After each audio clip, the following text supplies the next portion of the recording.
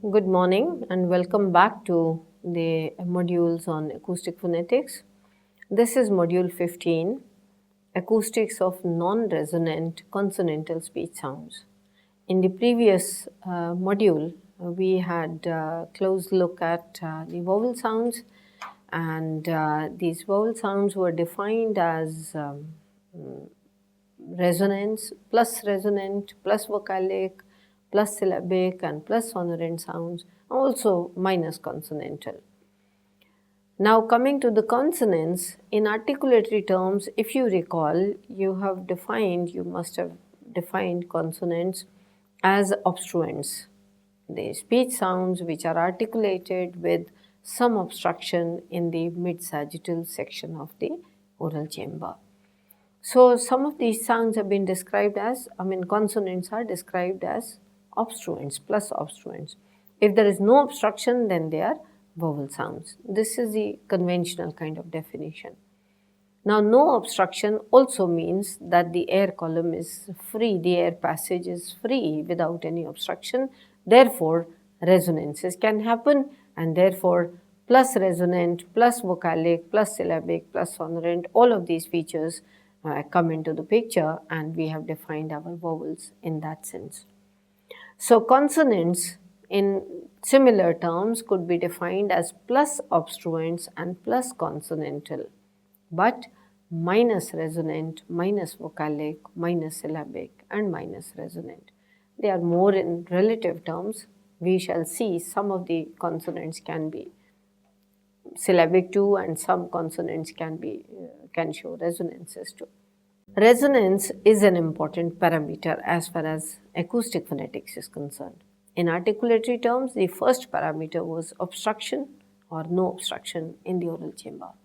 But resonance as a parameter, we find the presence or absence of resonance in the oral chamber is an important parameter, acoustic parameter for distinguishing between consonants and vowels.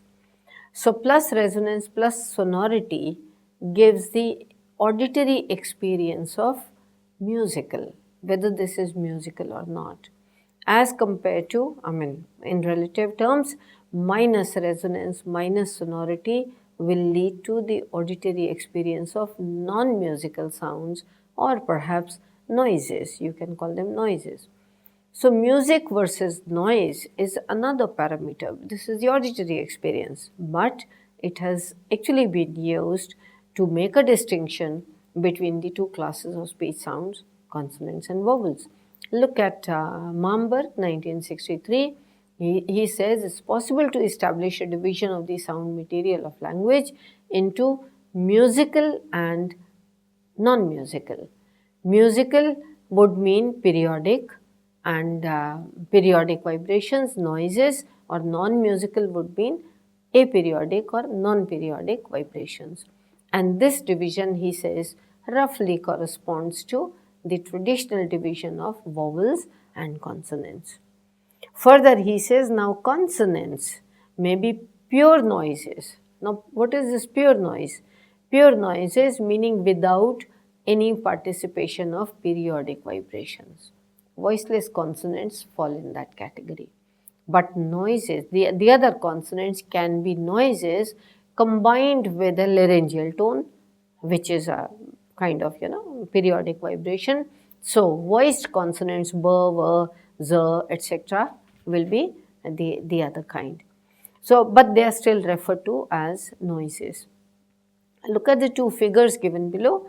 The first one, top one, is considered musical. It has a very clear periodic vibration, and the lower one is noise, hardly any regular pattern. Now, the consonants, as I mentioned, some consonants can have an acoustic structure like that of vowels. Let me go back to this figure where we are saying plus consonantal can be consonants as well as glides. So, certain other sounds, consonants and liquids, and minus vocalic sounds can be consonants and liquids.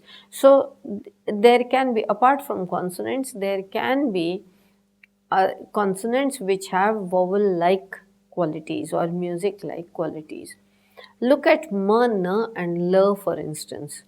M, n and l, they have something similar to the vowel sounds. Like you can see some formants. These three pictures are given where there are two vowels and in between you have a m or a n or a l. This is intervocalic position for the three consonants.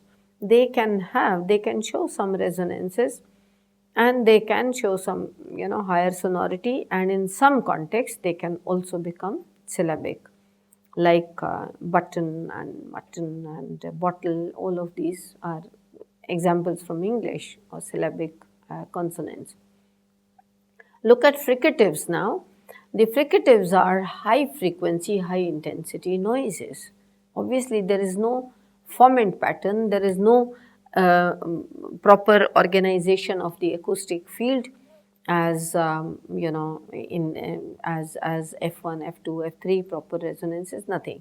So the spectrograms of fricatives, there are some spectrograms produced here, and you can see it is high frequency range within which you see high intensity noise. Particularly has the highest frequency, may be considered sharp, where 8,000 to 9,000 hertz is the range, or coming down to, or even if starting at 6,000, it goes right up to 8 to 9,000. For sure were in the range of 6,000 to 7,000 hertz. Less sharp but still not grave. But her, look at her, mostly grave with concentration of acoustic energy in relatively lower frequency range. So there is noise but in the lower frequency range.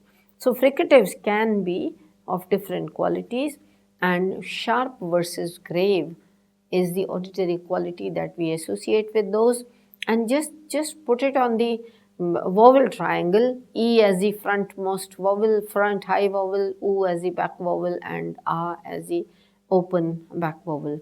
And in comparison, we find S as sharp, as like E, and in the U position we find for sure were as less sharp, and her, are the fricatives which are definitely on the grave side rather than sharp.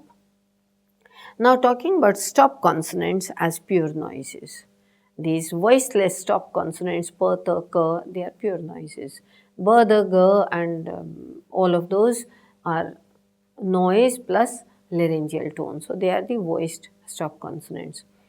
Now, how do we make a distinction between p, t and k as distinct stop consonants with different places of articulation? We find plosion in the highest frequency range for t, alveolar or dental, or sometimes retroflex as well. So the highest frequency range, there is a plosion or a noise in the highest frequency range. They are, velar, dentals and alveolars. Plosion in the high frequency, or let's say middle range, not as high as the middle range, are the frequency range is k, which is less sharp than t. Plosion in the lowest frequency range, we find they are bilabials and they are considered grave. Once again, a comparison with the vowel chart, sharp and grave.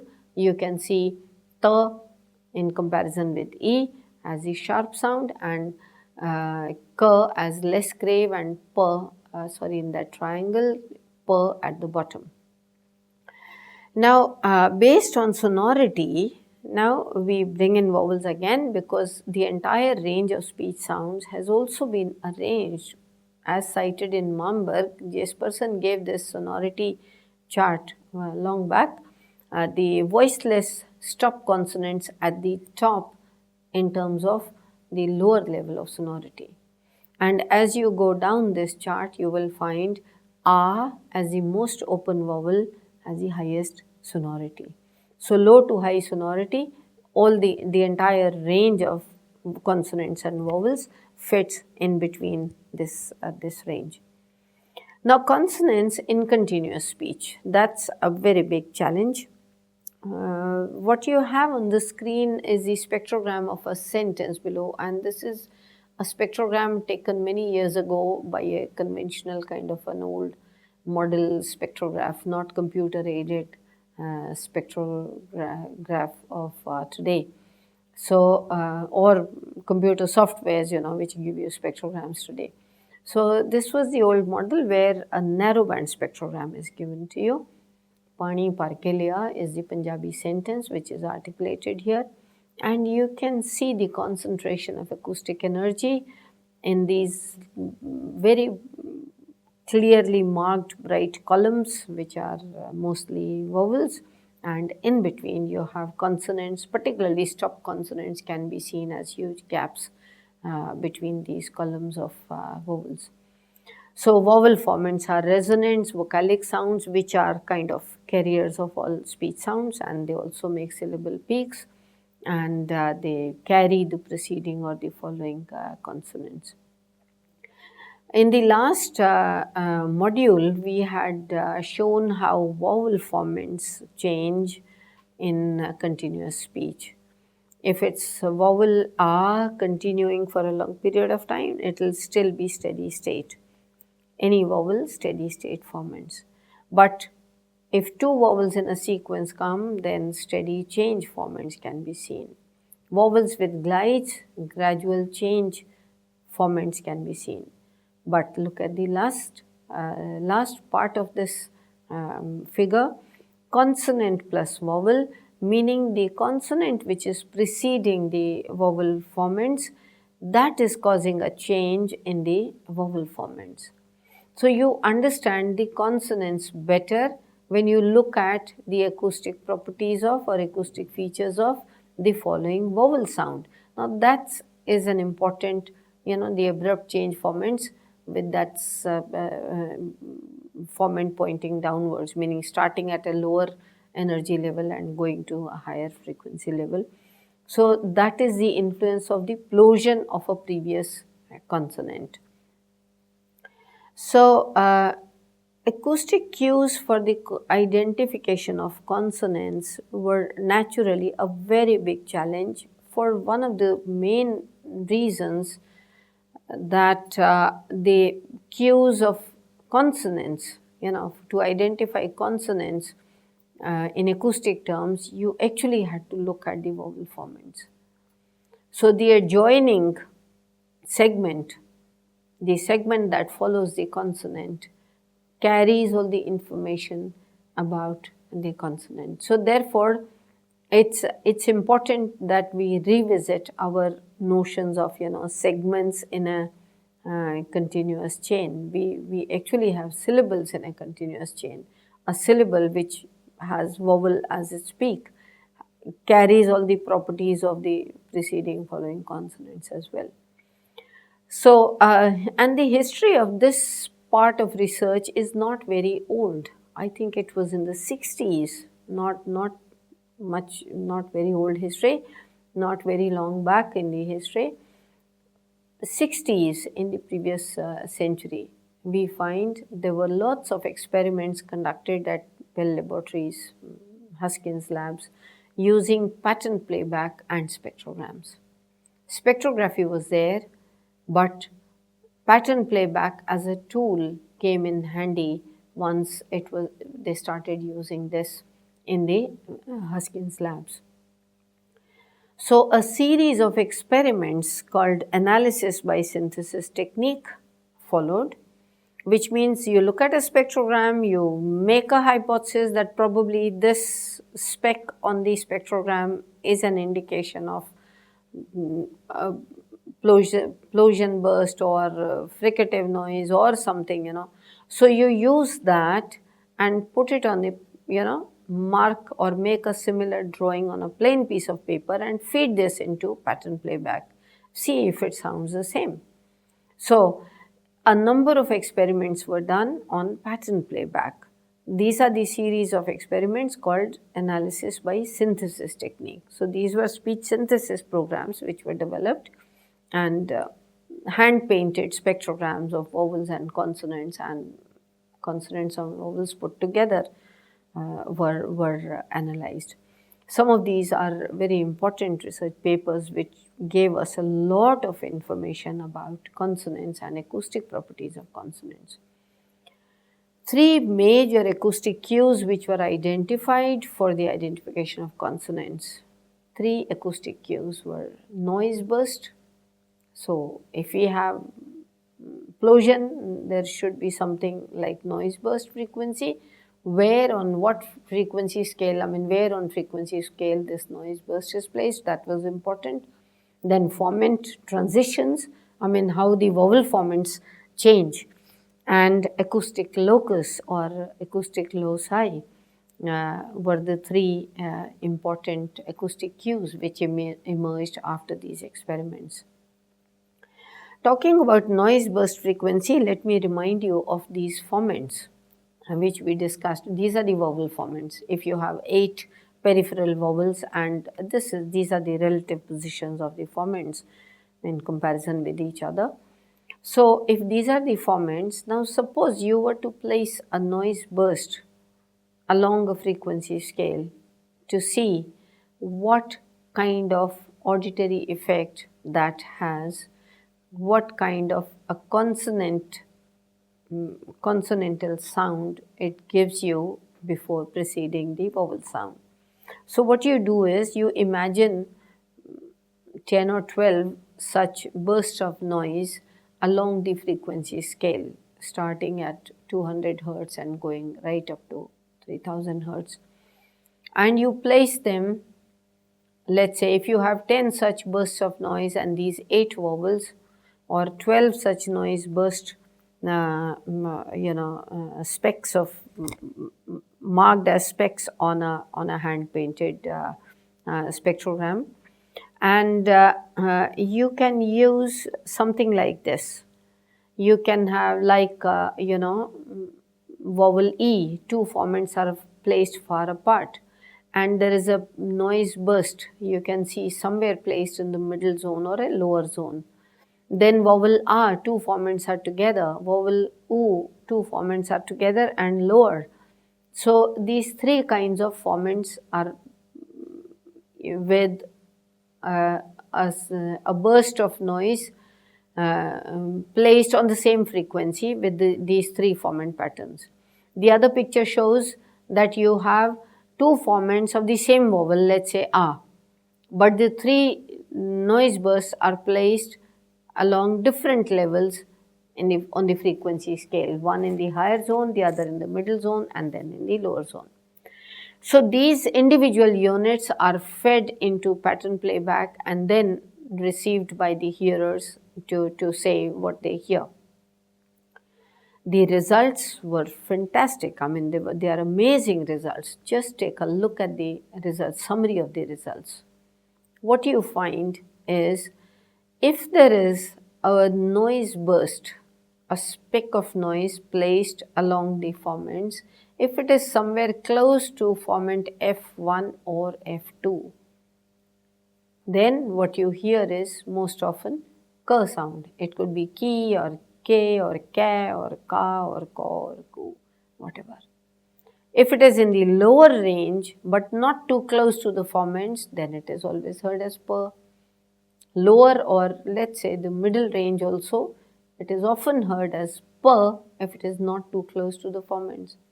And if it is placed in the higher zone, higher frequency range, then it's always heard as a ta or a ta, the dental, alveolar or a retroflex stop consonant. So, which means the acoustic cue for the frontmost stop consonant p and the backmost stop consonant k, velar consonant k, they are quite mixed up. Similarly, k and t can be mixed up.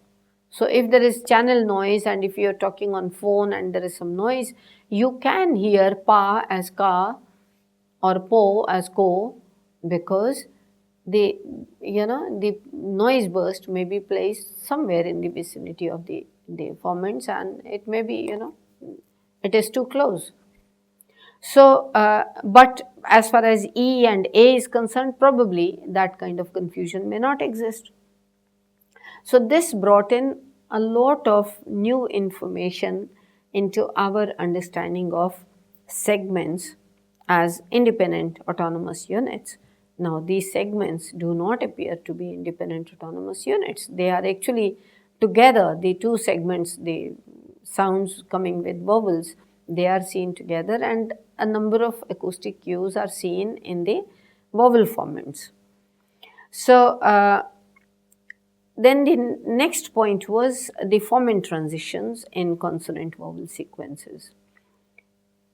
Again, using the same kind of formant patterns, the formants are placed like for E vowel or A or A, they move from the extreme positions to closer positions and go to the lower part of the segment, meaning following this particular pattern as that you see on the screen.